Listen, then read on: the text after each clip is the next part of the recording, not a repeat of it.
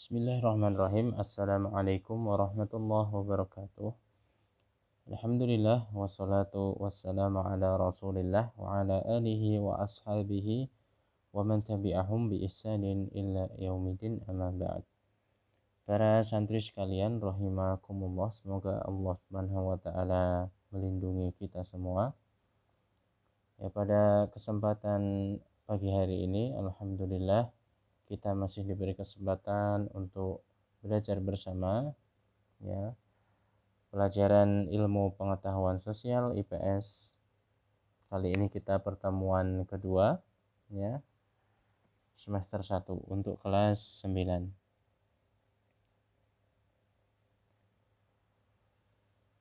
Sebelum kita masuk ke pembelajaran, kita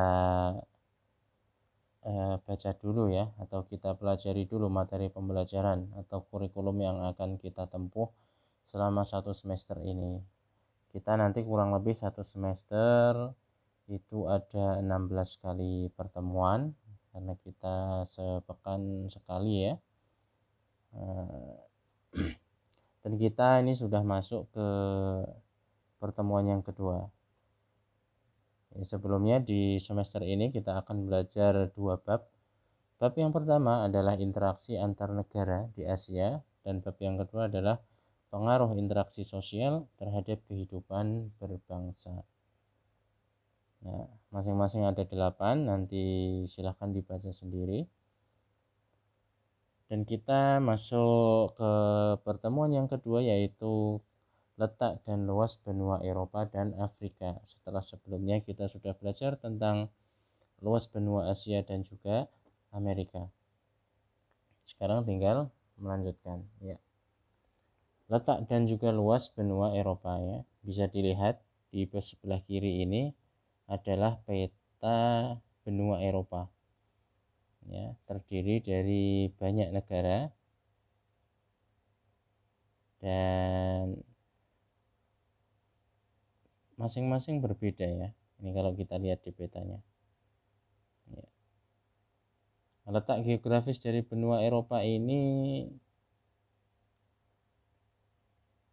luas wilayah ya, luas wilayah dari benua Eropa itu sekitar 10.355.000 km persegi, dan secara astronomis terletak pada 9 derajat bujur barat sampai 60 derajat bujur timur dan 80 derajat lintang selatan sampai 35 derajat lintang utara. Maksud letak astronomis ini apa toh? Kok ada bujur barat, bujur timur, lintang utara, lintang selatan? Itu kalau kita lihat dari garis dunia atau garis bumi yang sudah para ilmuwan ya, ilmuwan geologi itu mereka membuat garis-garis di bumi itu untuk apa? Ya untuk menandai atau untuk mencari titik lokasi negara ini masuk mana, ini masuk mana. Nah, salah satunya adalah dari astronomis ini, dari ilmu astronomi, yaitu adalah garis bujur barat, bujur timur, lintang selatan dan juga lintang utara. Ini ada 4 garis ini. Jadi nanti titik negara atau benua atau kota itu ada di sebelah mana, itu bisa dilihat di situ. Kita bisa ngeceknya di Maps ya, Google Maps kita bisa cek. Adapun keadaan alam dari benua Eropa ini, ya, puncak tertinggi dari gunung di Eropa adalah Gunung Elbrus dengan tinggi 5.633 meter, dan titik terendahnya adalah Laut Kaspia, yaitu 28 meter di bawah permukaan laut. Adapun bentang alam Eropa dibagi menjadi 4 bagian ya, karena benua Eropa ini banyak negara, oleh karena itu dibagi menjadi 4 bagian untuk kita mudah belajarnya. Yang pertama adalah dataran rendah tengah ya. Sebagian besar Eropa itu wilayahnya adalah dataran rendah ya, dataran rendah yang meluas dari lembah Garonne di Perancis menuju ke pegunungan Ural di di Asia Timur. Nah, itu dari Prancis sampai ke Asia Timur itu isinya adalah dataran rendah. Kebanyakan luas wilayahnya adalah dataran rendah. Bagian yang kedua adalah dataran tinggi tengah. Di antaranya adalah pegunungan Alpen bagian selatan. Nah, ini bagian selatan dari benua Eropa itu menjulang tinggi pegunungan Alpen. Nah, jadi di situ merupakan bagian dari dataran tinggi. Nah, ada beberapa negara yang masuk di situ. Yang bagian ketiga adalah pegunungan tinggi bagian selatan.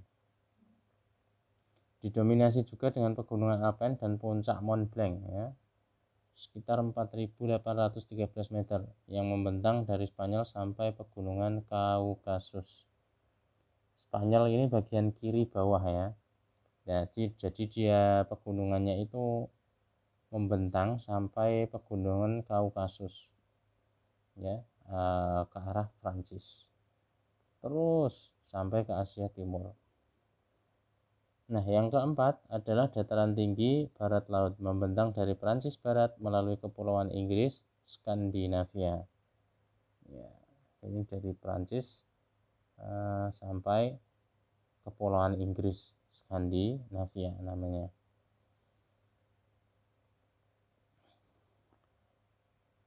Dan iklim Eropa dominan subtropis.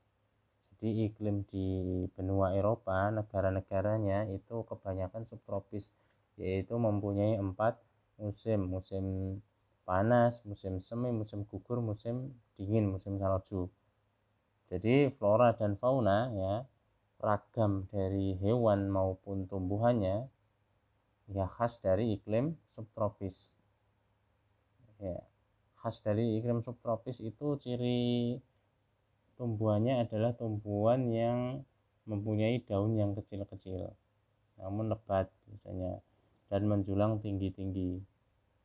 Nah, rerumputannya adalah banyak rerumputan ilalang-ilalang, ya, padang-padang yang tinggi-tinggi. Nah, untuk hewannya, untuk faunanya itu ya macam-macam, dan ada beberapa yang endemik hanya bisa tinggal di subtropik. Ya, hanya bagian paling selatan yang mempunyai iklim tropis. Ya, bagian-bagian selatan ini karena dia semakin mendekat ke garis khatulistiwa, maka semakin menjadi tropis iklimnya.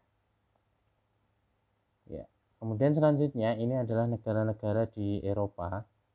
Nah, Eropa ini dibagi menjadi berapa ini? Menjadi 5 bagian. Yang pertama adalah Eropa Utara. Di Eropa Utara ini ada 5 negara, mulai dari Denmark sampai Swedia. Nah, ini sudah lengkap dengan ibu kota dan juga luasnya, dan juga bentuk pemerintahannya. Kemudian adalah Eropa Barat, ya, mulai dari Belgia, Inggris, Prancis, Irlandia, kemudian Jerman, Luxembourg, Liechtenstein, Belanda, ya, dan yang lain. Itu ibu kota sudah lengkap, luas wilayah juga kira-kira lengkap, ya. Yang paling kecil adalah di Liechtenstein ini negaranya kecil, cuma 160 km persegi, ibu kotanya Vaduz, dan sistem kepemerintahannya adalah kerajaan berkonstitusi. Jadi dipimpin oleh raja, tapi perintah rajanya itu nggak mutlak, harus ada undang-undangnya. Kemudian adalah kawasan Eropa bagian timur. Di sini mulai dari Belarusia sampai Georgia. Ini ada banyak negara di sini. Ada sekitar 10 negara, ya. Dan macam-macam ini. Dan yang paling besar adalah Rusia. Rusia ini negara termasuk yang besar dengan ibu kota Moskow dengan luas wilayah 17 juta kilometer persegi. Kemudian kawasan Eropa Selatan ada sekitar mulai dari Andorra ya sampai Serbia dan juga Montenegro. Ada sekitar 14 negara di sini. Ya, ini lengkap dengan ibu kota, luas wilayah dan bentuk kepemerintahannya. Adapun Eropa Tengah itu hanya ada sekitar 5 negara, mulai dari Austria, Swiss, Hungaria, Polandia, Slovakia. Ini tempat-tempat Eropa Tengah itu tempat-tempat yang pegunungan tadi ya. Nah, Eropa Selatan ini mengarah ke area tropis yang Eropa Selatan. Baik. Untuk kondisi penduduk dan juga ekonomi dari masyarakat di benua Eropa, ya, kondisi kependudukannya, ya, bangsa Eropa ini beragam ya, yang menduduki penduduknya.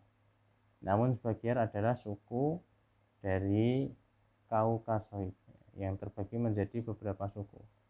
Jadi ini semuanya adalah turunan dari Kaukasoid.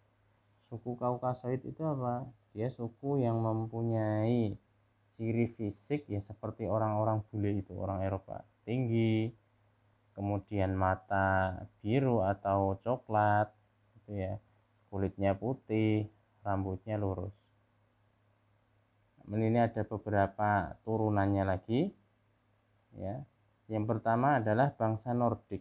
Ini mempunyai rambut pirang, mata biru, mukanya sempit dan tengkorak yang panjang. Ini biasanya mendiami di bagian Eropa Barat dan Utara.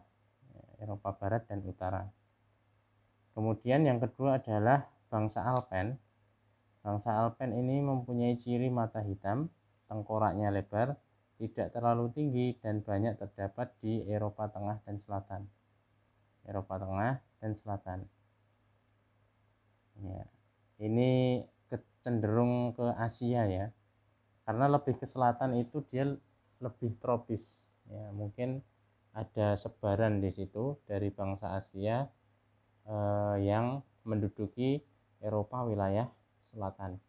Yang ketiga adalah Mediteran, yaitu mempunyai ciri rambutnya hitam, badan dan tengkorak seperti Nordik.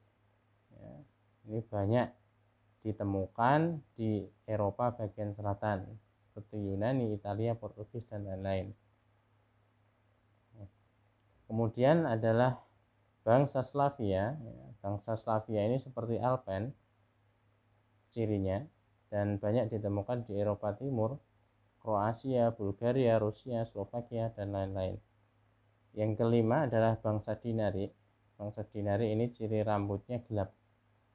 Ya, terdapat di Rumania.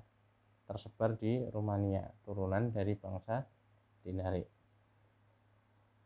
Adapun untuk perekonomiannya di benua Eropa ini, aktivitas ekonomi di sebagian besar wilayah Eropa bertumbuh pada industri. Ya, negara Eropa industri. Karena subtropis itu tidak cocok dengan pertanian sebenarnya. Ya, negara-negara yang mempunyai iklim 4 itu kalau untuk pertanian itu ya bisa sih sebenarnya dengan teknologi yang canggih seperti zaman sekarang ini bisa-bisa saja, namun kurang ya dari segi sumber daya alam pasti ya menang yang tropis lah gitu. Dari segi kontur tanahnya dan yang lain-lain, kesuburan tanah dan yang lain-lainnya. Ya, titik utama dari negara-negara di Eropa itu rata-rata adalah di bidang industri seperti pembuatan alat-alat elektronik, kemudian juga bisnis di bidang makanan, dan juga di bidang fashion, pakaian ya, pakaian-pakaian fashion yang merujuk ke barat ya, ke Eropa ini salah satunya. Dan pertanian juga menjadi titik perekonomian, tapi ya sekedarnya saja. Baik, kita akan masuk ke letak dan juga luas benua Afrika. Kita masuk ke benua Afrika ya. Bisa dilihat di mapsnya ini, di peta di sebelah kiri. Ini adalah peta dari benua Afrika. Ini terdiri dari banyak negara dan berbatasan langsung sebelah timur dan ke selatan ya. Timur agak selatan ini dengan Laut Atlantik atau Samudra Atlantik. Letak geografis dari benua Afrika ini mempunyai luas wilayah 30 juta ya, ini 30 juta kilometer persegi. Jadi 20,3% manusia atau dataran bumi itu berada di benua Afrika ini. Benua yang paling luas pertama mana adalah benua Asia, yang kedua Amerika, yang ketiga Afrika. Sekitar 800 juta manusia yang mendiami benua Afrika ini dan dipisahkan oleh Laut Tengah ya, dan juga menyatu dengan Asia Timur melalui terusan Suez. Adapun keadaan alam di benua Afrika ini, bentang alam Afrika ini dibagi menjadi 5 bagian. Yang pertama ada daerah pegunungan. Nah, ini dari pegunungan Transkei di selatan dan juga Atlas di bagian utara. Yang kedua adalah dataran tinggi atau dinamakan plato. Ya, plato itu sebenarnya nama dataran tinggi yang ada di Afrika, dan yang paling besar itu dataran tingginya Plato Fouta Djallon ya di bagian barat, dan juga Plato Jos Adamous dan Bangga dan juga di Kamerun. Great Valley ya, lembah retak besar, ini bagian yang ketiga, memanjang dari Anatolia hingga Danau Melawi, melewati lembah Yordan, Laut Mati, Danau Turkana, dan Danau Victoria. Yang keempat adalah ledok atau basin, membentuk daerah aliran yaitu di sepanjang Sungai Niger, Sungai Kongo, dan Sungai Kalahari.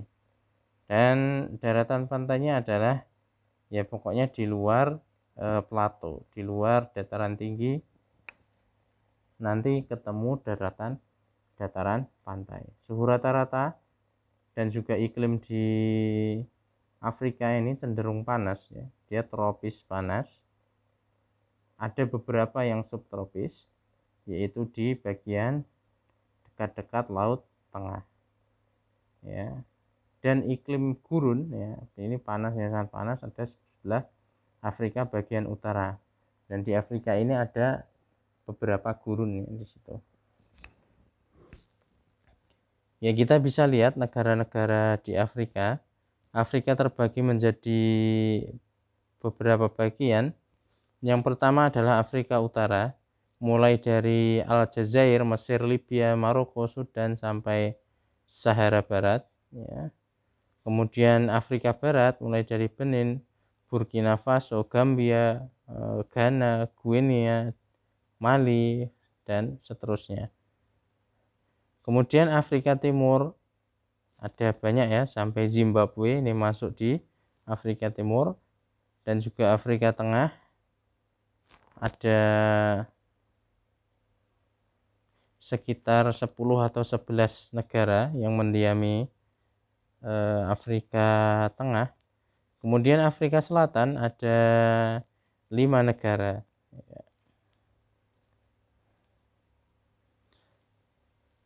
Yang selanjutnya adalah kondisi penduduk dan juga ekonomi.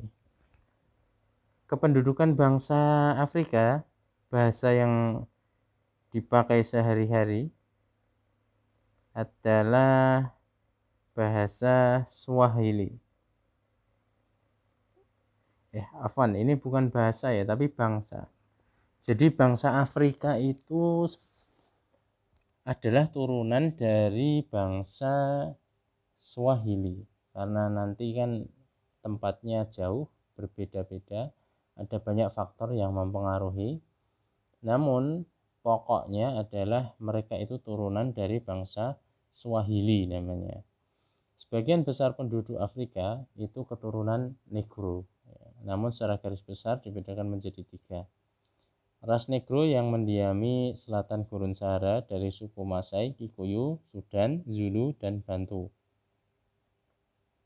Ras Kaukasoid, ya, Kaukasoid seperti di Eropa tadi. Eropa itu mereka turunannya dari Kaukasoid. Ras Kaukasoid keturunan Arab yang mendiami Afrika Utara dari suku Semit dan Hamid. Ya. Kemudian yang ketiga adalah pribumi, penduduk asli yang banyak tinggal di pedalaman-pedalaman negara-negara Afrika. Terdiri dari suku Pygmy di hutan Kongo, suku Bushman di Kalahari, dan suku Hottentot di Afrika Selatan. Adapun kondisi ekonomi, aktivitas ekonomi didominasi pertanian, terutama di sekitar aliran sungai seperti Sungai Nil. Afrika juga memiliki tambang intan yang memasok sampai 90% kebutuhan dunia. Nah, ini salah satu atau satu-satunya di dunia tambang intan, ya, permata itu yang menyuplai kebutuhan dunia. Ya, alhamdulillah kita sudah selesai membahas pada pertemuan kali ini. Selanjutnya adalah tugasnya adalah ceritakan kembali dalam bukumu tentang benua Eropa dan benua Afrika. Silahkan kalian ceritakan kembali setahu kalian. Baik, demikian apa yang bisa saya sampaikan. Semoga bermanfaat untuk antum sekalian. Ya, barakallahu fikum. Naam, semakin semangat buat belajarnya. Semoga Allah memudahkan dan diberkahi setiap langkahnya. Adapun kalau ada yang kurang paham, silahkan bertanya, silahkan ditanyakan, akan kita jawab sebisa kita juga. Ya, kita akhiri. Subhanakallahumma wa bihamdika asyhadu an la ilaha illa anta astaghfiruka wa atubu ilaik. Wassalamualaikum warahmatullahi wabarakatuh.